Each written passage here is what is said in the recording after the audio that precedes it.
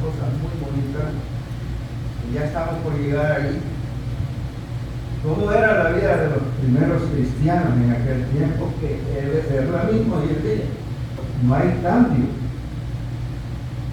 Si nosotros estamos viviendo diferentes porque no entendemos o no queremos obedecer a la palabra de Dios.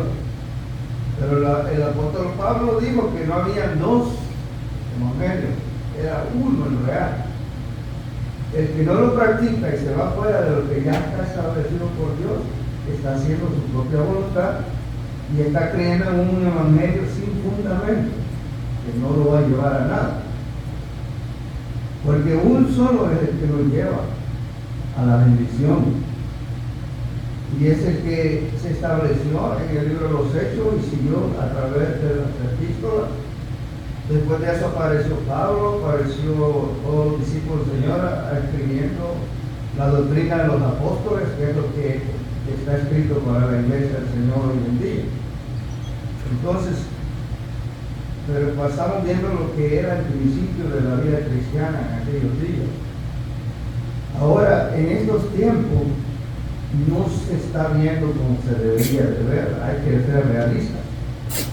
Porque si nosotros decimos que sí, nos estamos engañando nosotros mismos, ¿verdad? Ahora, hay que buscar las causas. ¿Por qué no estamos viviendo el Evangelio como el Señor lo manda?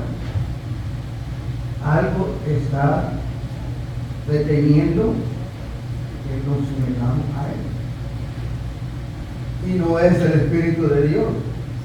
Porque el Espíritu de Dios nos dejó Dios para que nos santifiquemos, para que nos dejemos gobernar por Él, nos llame a buscar de la presencia de Dios y a vivir la palabra. Pero cuando nosotros hacemos nuestra voluntad, estamos vivos la voluntad del viejo hombre que el Espíritu de nosotros. Amén. Entonces vamos a ir, nos quedamos en el libro.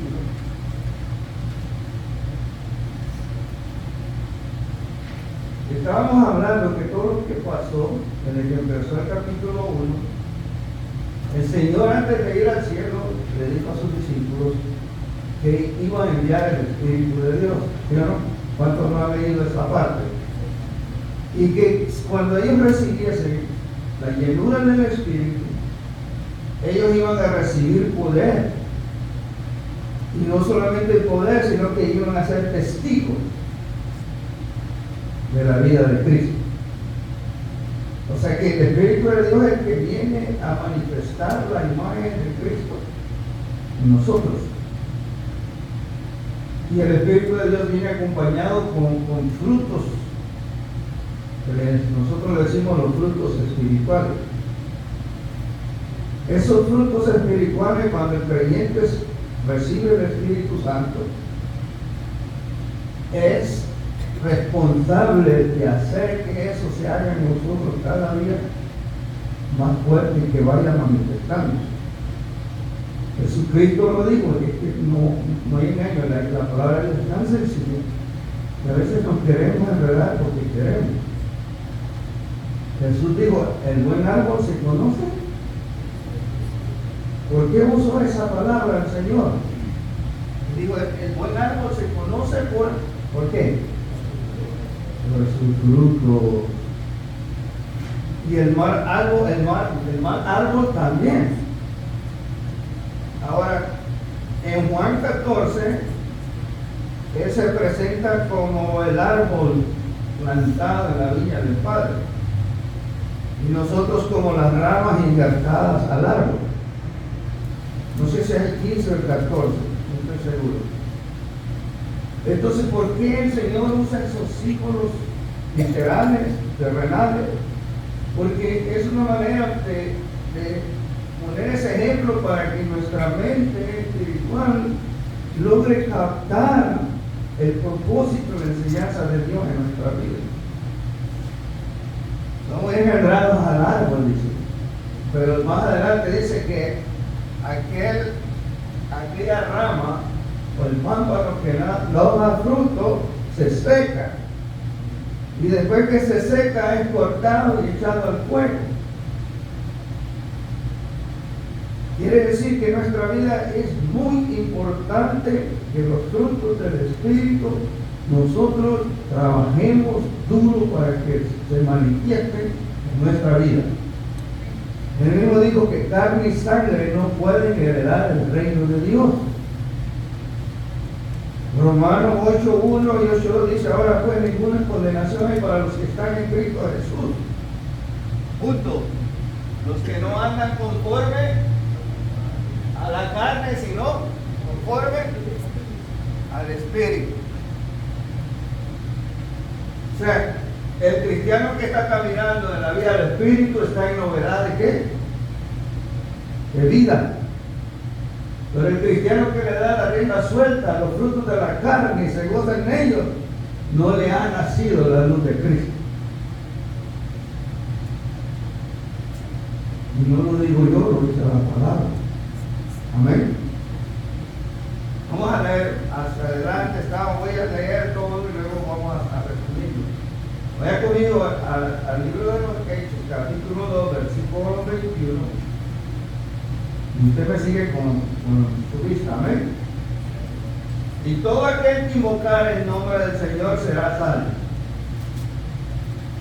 Varones israelitas, oí estas palabras: Jesús Nazareno, varón aprobado por Dios entre vosotros, con las maravillas, prodigios y señales que Dios hizo entre nosotros, por medio de él, como vosotros mismos lo sabéis. O sea, ellos habían visto todas las cosas que Jesús había hecho. Amén. A este, entregado por el determinado consejo y anticipado conocimiento de Dios.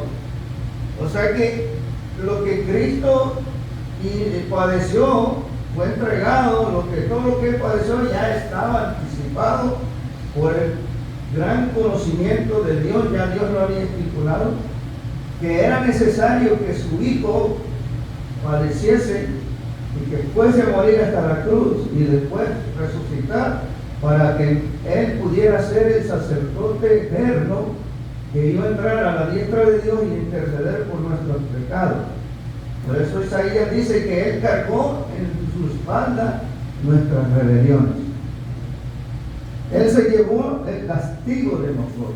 Nosotros teníamos que haber sido castigados por nuestras propias desobediencias. Sin embargo, dice él, se ofreció como ofrenda grata ante Dios para dar su vida y podernos redimir de la muerte eterna. Ahora, por el apóstol Pablo dice: ahora somos más que deudores para con Cristo. ¿Se dan cuenta? Cristo nos compró a precio de qué. Ok, si él nos compró, ¿quién es el dueño de nosotros? ¿Quién es el Señor de nosotros? Usted sabe que cuando un cristiano le dice a Cristo: tú eres mi dueño, tú eres mi Señor, le está diciendo: toda mi vida, mi voluntad, mis sentimientos están sujetos a ti. Tanto que Pablo no entendió eso. Y me puede leer Gálatas 2:20 años, por favor. Porque si vamos a hablar conforme a la palabra de Dios. ¿Quién lo puede leer? ¿Quién lo encontró? Él dice: sí. Gálatas 2:20. Con Cristo estoy juntamente crucificado, y ya no vivo yo, la vida de Cristo vive. Y lo que ahora vivo en la carne, lo vivo en la fe del Hijo de Dios, el cual me amó y se entregó a sí mismo por mí. Amén. Él estaba reconociendo, gracias, quien había muerto por él era Cristo, y que Jesucristo dio su vida por la de Saulo, por la de cada uno de nosotros. Y dice: ahora él es mi dueño porque él me compró. Y ahora el viejo Pablo ya no tiene que estar activado. El viejo Pablo está crucificado. ¿Atrás de quién? Con Cristo. Por eso digo: con Cristo estoy. ¿A dónde estaba el viejo Pablo? Atrás de Cristo, crucificado. Y estaba dando a entender: ahora lo que yo ya vivo, ya no lo vivo para la carne, Lo vivo para el conocimiento del Hijo de Dios, Señor nuestro. Y esto es lo que nosotros tenemos que entender, que nosotros ya no nos podemos dirigir a nuestra propia voluntad. ¿Verdad que sí? Pero aquí es donde fallamos. Porque a veces nosotros hacemos tantas cosas fuera de la voluntad de Dios y a veces venimos a la iglesia así de Señor mío. Y eso el Señor lo ve como una hipocresía. Aunque usted no lo crea. Pero así es. ¿Por qué me llama Señor, Señor? ¿Y qué más dice? Lo que yo te digo. Que le das a entender a su pueblo. De nada te sirve que vengas aquí a decir que yo soy tu Salvador, que yo morí por ti, diciendo el Señor, pero no te sometes. Cuando quieres, haces tu voluntad. Cuando bien sabes que si me pides a mí, yo te voy a decir que no. Sin embargo, nos tiramos a hacerlo. Y allí ya no contamos con el Señor de nosotros. Eso sí se entiende, ¿verdad? Amén. Ahora sigamos leyendo, dice. Estamos 23. A este entregado por él determinado consejo y anticipado conocimiento de Dios, prendisteis y matasteis por mano de inicuos, crucificando.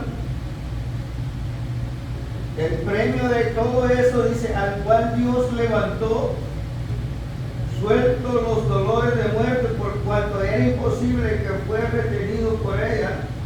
Porque David dice de él, de Cristo, veía al Señor siempre delante de mí, porque está a mi diestra, no seré conmovido. Esa es la voz del Espíritu, profetizando lo que Cristo iba a morir, pero que no solo iba a morir, sino que Dios lo iba a levantar de entre los muertos, y después iba a entrar, iba a cruzar, iba a pasar los cielos, y se iba a sentar a la diestra de Dios Padre. Y eso es lo que está diciendo el versículo, porque está a mi diestra y no seré conmovido. ¿Quién está a la diestra? El Dios Padre. Aquí está la par de la diestra del Dios Padre, Jesucristo. Y dice, y aquí nadie me puede conmover, porque él mismo dijo, consumado es. Toda potestad se me da en el cielo y en la tierra. Ya no va a ser conmovido. ¿Se da cuenta, hermano? Ahora, por lo cual mi corazón se alegró y se gozó mi lengua. Aún mi carne descansará en esperanza. Está hablando de los sufrimientos de Cristo. ¿Se entiende, verdad? Porque no dejará mi alma en el infierno, en el Hades. Él fue a las profundidades de la tierra, ¿verdad que sí? Fue a predicarles a los espíritus rebeldes que en aquel tiempo no quisieron escuchar la palabra de Dios. Y dice, no permitirás que tu santo vea corrupción. Cristo no se vendió ni en la tentación cuando Satanás lo llevó en el monte de la tentación de Mateo 4. Por eso miren lo que dice, no permitirás que tu santo vea corrupción. ¿Quién lo quería corromper? Satanás, cuando dice, si postrado a mí me adorares, todos estos reinos de la tierra y todas las riquezas serán tuyas. Que le dijo, apártate de mí, Satanás, porque al Señor tu Dios adorarás y solo a Él servirás. ¿Cuántos alaban a Dios, hermano? Y luego me dice, me hiciste conocer los caminos de la vida, me llenarás de gozo con tu presencia. Después de que Cristo padeció los dolores de muerte, cuando Él resucitó y fue ascendido al cielo, todo aquel dolor que Él sintió de muerte se convirtió en gozo, en paz. Por eso Él mismo dijo, mi paz os dejo, mi paz os doy. No como el mundo la da, yo os la doy. Si alguien se llenó de más paz todavía fue Cristo. Porque acuérdense que Cristo vino en forma de humano. Tuvo que vencer a Satanás en la carne. Porque Dios mismo se somete a lo que Él ha establecido, porque dice Hebreos 9:27, de la manera que están establecidos los hombres que mueran una sola vez y después el juicio. La muerte entró del primer pecado de la desobediencia de Adán y Eva. Ahí entró la muerte espiritual y material sobre el hombre. Era necesario que un hombre viniera y naciese de mujer, porque así tenía que ser, porque así Dios lo había determinado, que viniese y naciese de mujer, de María, y luego iba a vencer a Satanás por medio del sufrimiento, el dolor y la muerte. El Dios mismo se sometió a lo que Él mismo estableció. Y miren qué bueno, porque ahora no todos vamos a morir, literalmente. Dios ha dejado un privilegio, no sé si somos nosotros o los que vienen, que el apóstol Pablo dijo: yo os daré un misterio nuevo. No todos moriremos. ¿Qué más dice? Sino que los que quedan vivos, dice, cuando Cristo venga, los muertos en Cristo resucitarán primero, y luego nosotros los que vivimos seremos arrebatados a ver al Señor en las nubes. Qué privilegio más grande es, hermano. Y no importa que hayas muerto, no hayamos muerto, vamos a resucitar primero para ir a ver al Señor y a juntarnos con Él en las nubes. Y en ese tiempo vamos a decir: Señor, valió la pena que yo me esforzara. Aunque me regañaban los pastores, los que predicaban, hoy valió la pena, Señor. Eso así es, hermano. Y mira lo que dice: me insistes conocer los caminos de la vida, me llenarás de gozo con tu presencia. Varones hermanos, se os puede decir libremente del patriarca David, que murió y fue sepultado, y el sepulcro está con nosotros hasta el día de hoy. No estaba hablando de David literal, amén. Pero David literal profetizó lo que Cristo iba a venir a hacer, y que del linaje de David iba a aparecer el Mesías, amén. Pero siendo profeta, sabiendo que con un juramento Dios le había jurado que de su descendencia, oiga bien, en cuanto a la carne levantaría al Cristo para que se sentase en su trono. Que eso lo vamos a ver, y lo dice el Salmo 89, 3 y 4. ¿Quién me lo lee? Y el Salmo 132, 11. Quien lo encuentre me lee primero el Salmo 89, 3 y 4. ¿Qué dice, varón?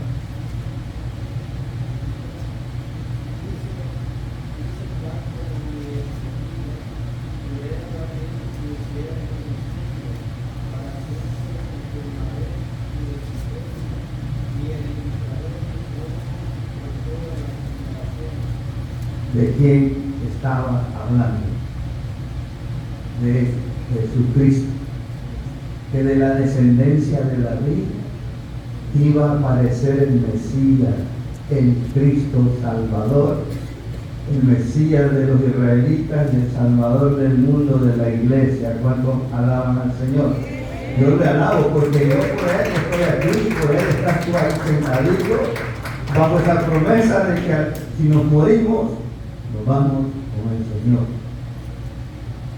Qué bendición va a ser, hermano, que cuando nos muramos y al pasar de esta vida a la otra empieces a ver aquella gloria de Dios, sabiendo que tu alma va al descanso eterno. Por eso el apóstol Pablo dijo: oh muerte, ¿dónde está tu aguijón? Y sepulcro, tu victoria. Muerte, yo sé que vas a matar mi cuerpo. Sepulcro, yo sé que mi cuerpo ahí va a quedar. Pero sabes una cosa, yo sé que mi Redentor vive. Y en aquel día yo te voy a decir: oh muerte, ¿dónde está tu victoria?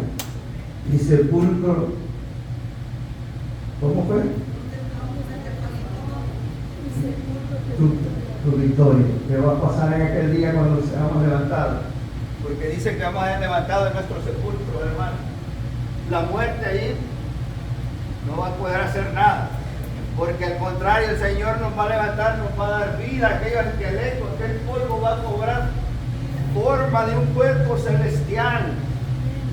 Y va a ser levantado al cielo por el poder que levantó a Cristo, va a levantar la iglesia. ¿Cuánto alaba al Señor? Bendiga el Señor, ¿verdad?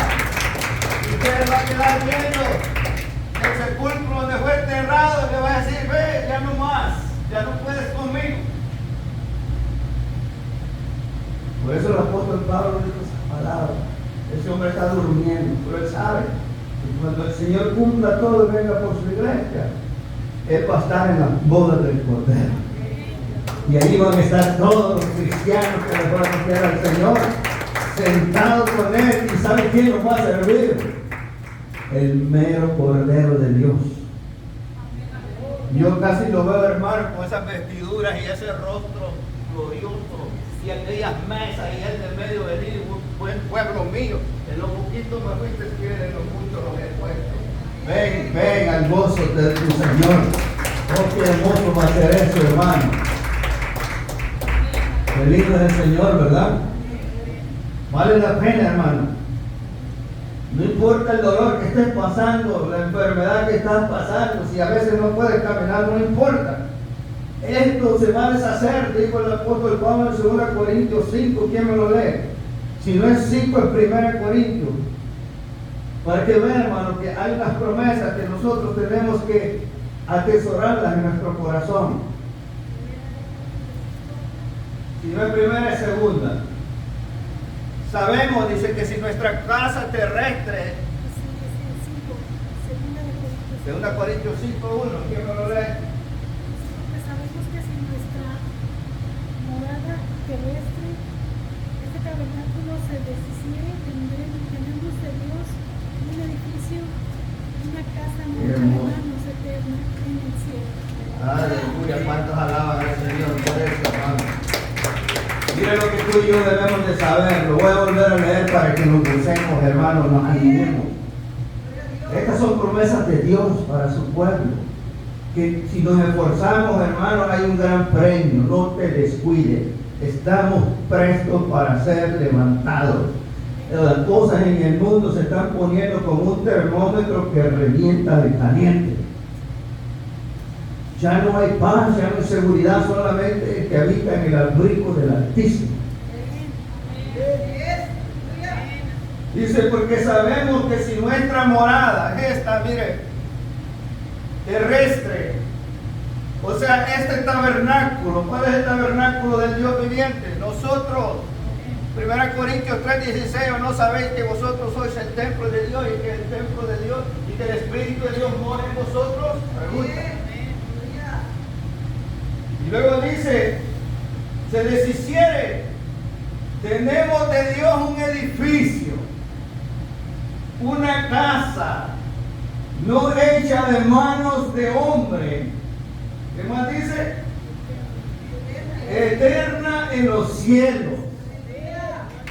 No está hablando ni de 5 años ni de 1000 años, dice eterna en los cielos. El Apocalipsis 21 dice, Juan, yo, vuestro siervo Juan, vi descender del cielo una tierra nueva y un cielo nuevo, dice, con mar de cristal, preparada para su esposo, como una novia atada, preparada para su esposo. Esa se llama la Nueva Jerusalén, que está preparada para todos aquellos que aman al Señor y que pagan el precio y se consagran y le sirven con todo su corazón.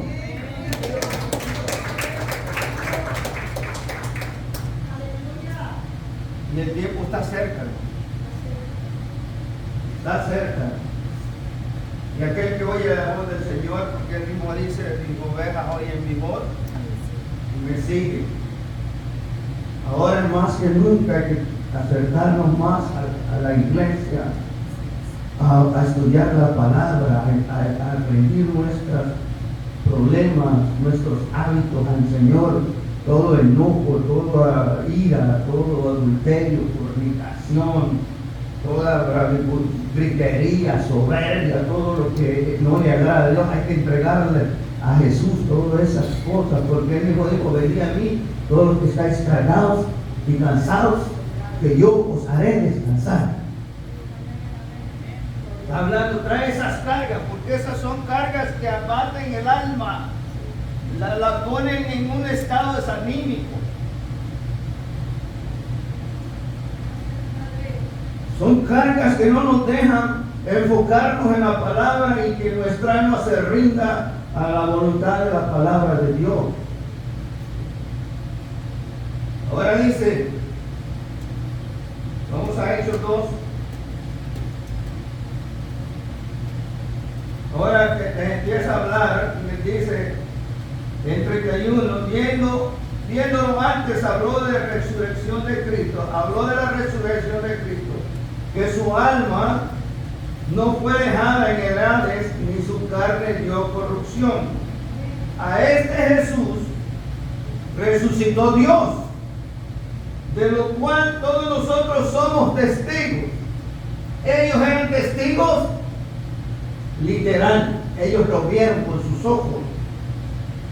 Y a ellos no les podían venir a decirle, oh no, eso es mentira, porque ellos lo vieron con sus propios ojos, lo palparon, caminaron, sintieron las pisadas del maestro, sus caricias, su fuego, su calor, ellos lo sintieron porque andaban con él.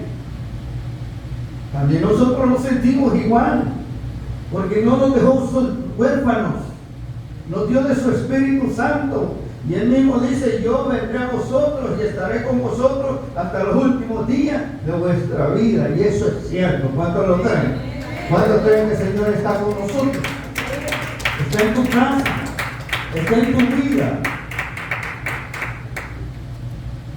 Ahora dice, así que exaltado, 33, por la diestra de Dios y habiendo recibido del Padre la promesa del Espíritu Santo, ha derramado esto que vosotros veis y oís con vuestro ojo y escucháis con vuestro oído. Y que Él ya lo había dicho, que Él se iba a ir, pero que no nos iba a dejar solos. Y le dijo, porque tú oíste la promesa del Padre a través de mí, que si yo me fuese, no os dejaré huérfanos, sino que mi Padre enviará otro consolador en mi nombre, para que esté con vosotros hasta el fin. Esa es una palabra que lo dijo el Señor y que se cumplió y se sigue cumpliendo. Y yo creo, estoy 100%, que el Espíritu de Dios está en todas las iglesias que creen en Cristo Jesús como su Salvador. Pero otra cosa es que esté a que tú le estés poniendo atención, estés abriendo tu oído espiritual. ¿Qué es lo que Dios quiere que haga? Él te está pidiendo que tú debes de hacer para que estés fuerte en el Espíritu. O estemos. Amén. Ahora dice el 34, porque David no subió a los cielos, pero él mismo dice, dijo el Señor a mi Señor, siéntate a mi diestra hasta que ponga a tus enemigos por estrados de tus pies. ¿Será que lo hizo? Sí lo hizo. Satanás está vencido. ¿Cuánto creen que así es? Cristo le aplastó la cabeza por medio de su muerte y su resurrección.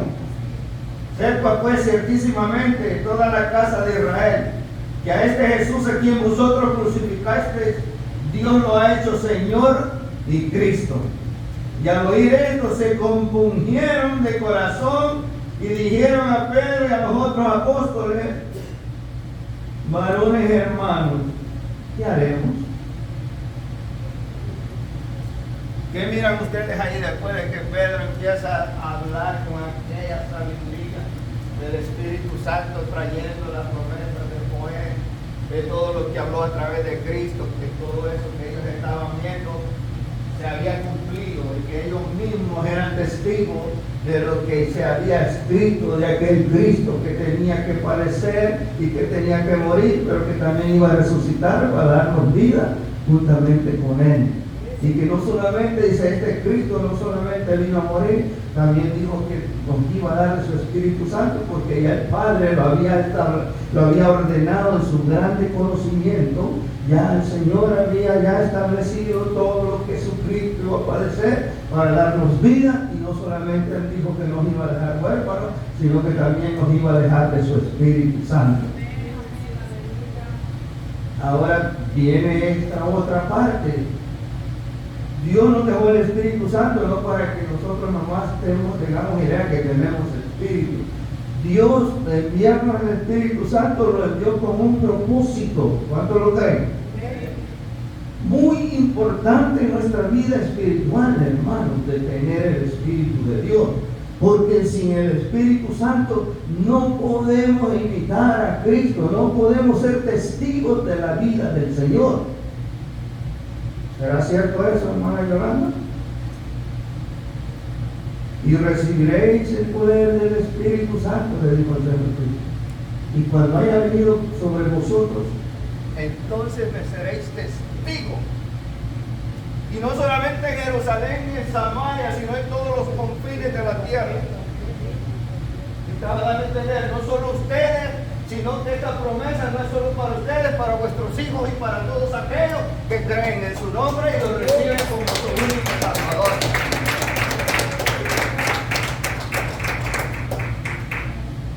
Es muy importante, hermano. Por eso, cuando el Señor levantaba hombres en el Antiguo Testamento, los profetas, los reyes, los sacerdotes, los levitas, todo aquel que había sido llamado a administrar a la obra de Dios, tenía el poder del Espíritu Santo. Porque no son por fuerzas humanas que nosotros vamos a poder edificar la obra de Dios. Es el Espíritu de Dios quien ordena y edifica la iglesia, y la que la santifica y la que hace que se compunja de todos sus malos caminos. Vemos y vemos ahí el primer compunimiento que el Espíritu hizo sobre esta alma. ¿Qué haremos? Varones, ¿qué haremos? Estaba cumpliendo lo que dijo Juan 14:26, ¿qué dice? Alguien me lo lee, por favor.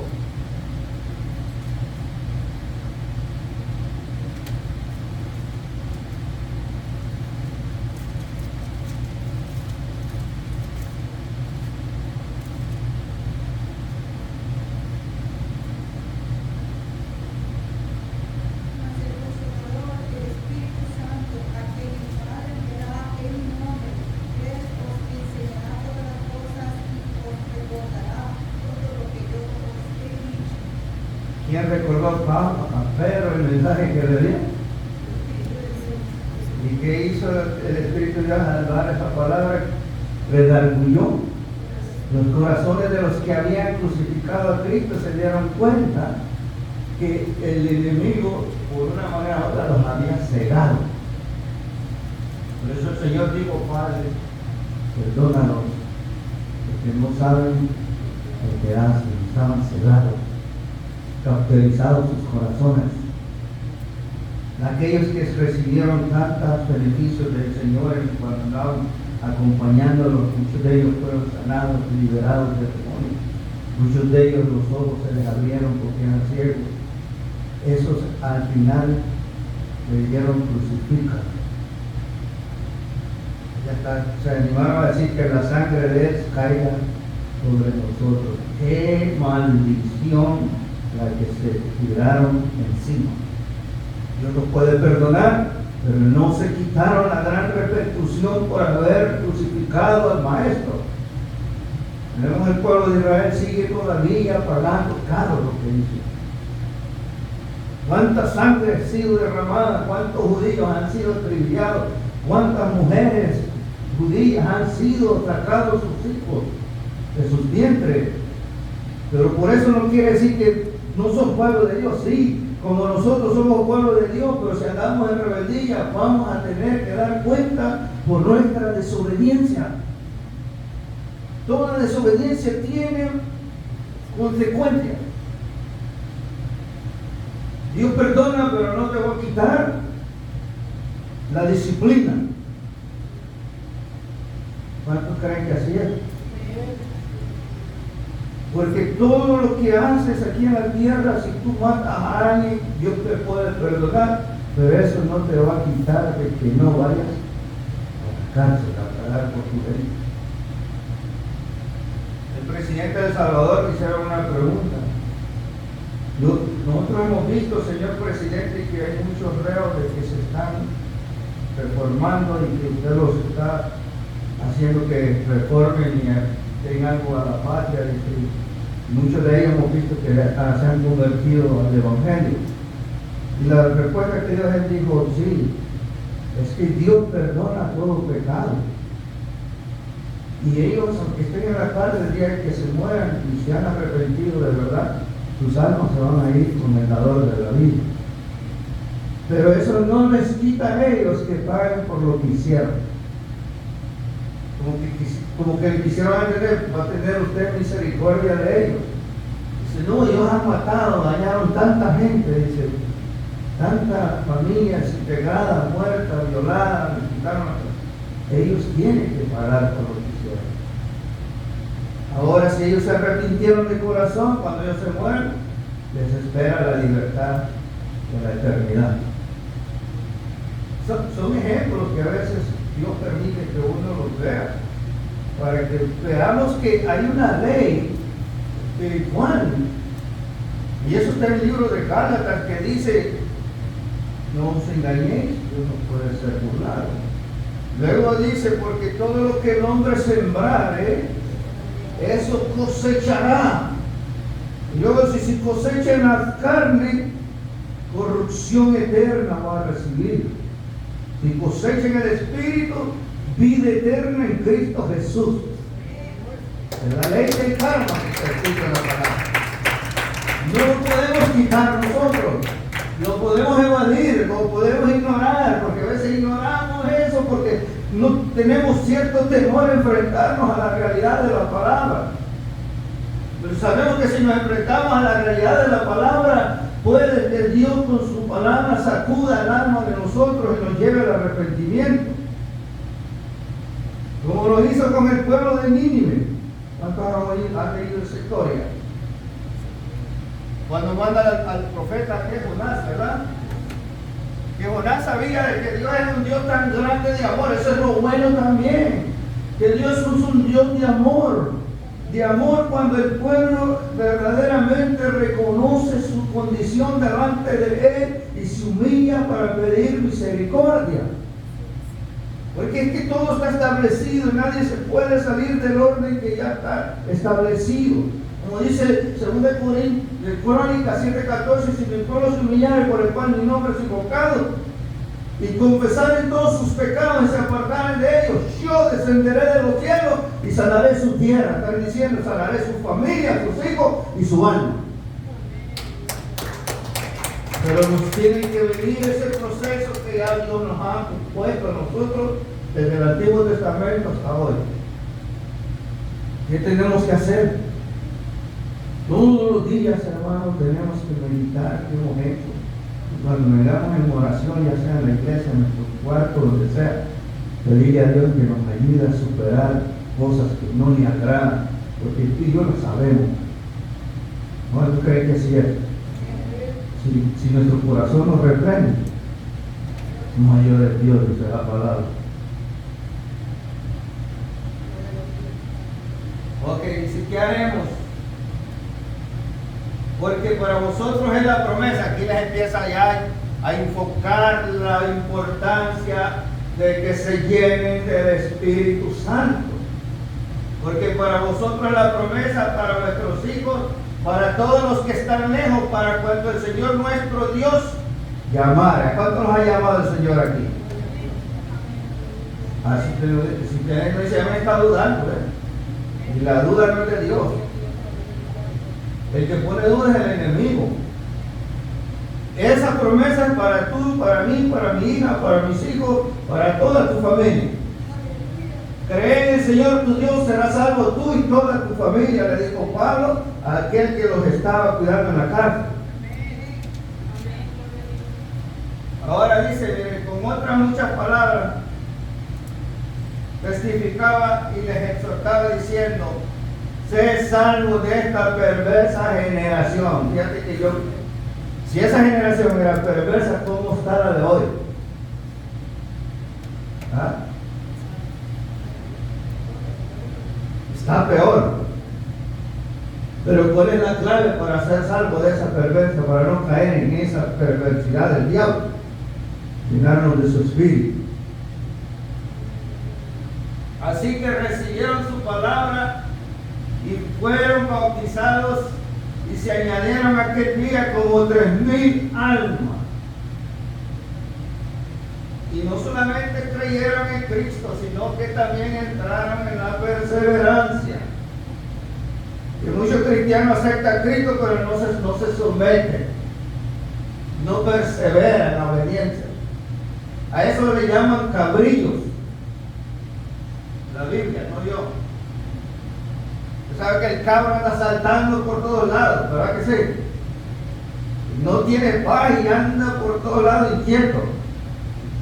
Así vemos cristianos también, inquietos, no tenemos paz. Y esa paz que no tenemos se la quitamos al que tiene paz. Amén. Y perseveraban en la doctrina de los apóstoles, en el partimiento del pan y en las oraciones. ¿Se dan cuenta? Había una unidad, hermanos, que dice que todos perseveraban en la enseñanza de los apóstoles. Es la base, es la palabra de Dios, la cual hace que vaya ese edificio espiritual fundamentándose en el fundamento de la palabra. Todo cristiano que se fundamenta en la palabra, hermanos, es muy difícil que el diablo lo engañe fácilmente. Amén. Todos compartían el pan, dice, y en las oraciones. Miren que se oraban en ese tiempo, ¿verdad? Usted sabe, hermano, que usted, por ejemplo, tiene un vaso, ¿verdad? Le echa agua y empieza a rebasar el límite. ¿Qué pasa? Está rebasando, ¿verdad? Pero cuando no tiene nada, está vacío. Ese vaso está vacío, necesita agua. Y sabe usted que nosotros somos instrumentos del Señor, vasos del Señor, y que nuestras copas o nuestros vasos, nuestras lámparas deben de estar llenas del aceite de lo alto. Mateo 25 habla de 10 vírgenes prudentes e insensatas. Las 5 prudentes dicen que tenían la mitad de sus vasijas de aceite y las otras vacías. Entonces, ¿qué es lo que hace, hermano, que un cristiano ande siempre ferviente con el Señor? La oración. La oración. Quiera o no quiera tu cuerpo, estés cansado, con sueño, como sea, apaleado, somete ese cuerpo a la oración. Porque cuando tú estés buscando a Dios, y Dios vea que aún con tu dolencia, con todo aquello que traes contigo, te esfuerzas a buscar, en un momento, hermano, se va a romper aquello, Dios te va a llenar con ese aceite fresco, que tu copa va a estar rebosando. Pero todo requiere un esfuerzo, nada viene de estar de manos cruzadas. Ninguna iglesia, ningún hombre de Dios, que Dios lo usó porque tenían nombres bonitos o porque eran guapos. No, es porque verdaderamente ellos entregaron su cuerpo, alma y espíritu y pusieron toda su vida al servicio de Dios. Por eso digo, hermano, hay muchos hermanos hoy en día que van a los cultos una o dos veces a la iglesia, pero durante todos esos días se olvida que es cristiano, no ora, no busca del Señor, se entretiene en todas las cosas terrenales, se vive por su trabajo, y cuando viene a buscar de Dios está pero súper cansado, que ya no hay fuerza de buscar de Dios. Y Dios es un Dios justo. Porque si tú te desgastas sirviéndole a Dios, hay premio para ti. Pero si tú te desgastas, como dice la palabra, de que le sirve al hombre y cosechar todas las riquezas en este mundo, y el final de su camino es perder tu alma. Amén. Hay que balancearlo. Hay que balancearlo. No hay que dejar de buscar a Dios con todo nuestro corazón, hermano. De buscar la alianza del Espíritu Santo en nuestra vida. De venirle a Dios, aunque usted no sienta nada. Tírese al fuego, si es posible, hermano. Haga lo que haga, pero que Dios lo vea, que usted tiene sed de Él. Amén, hermano. Ahí lo dejamos entonces, hermano. Faltan 5 todavía y ahora terminamos. Ya casi terminamos el capítulo 2. En el 3 va a estar bien bueno porque vamos a tocar los dones del Espíritu y cómo se manifiestan conforme en el libro de los Hechos. Amén. Que el Señor me lo bendiga, hermano.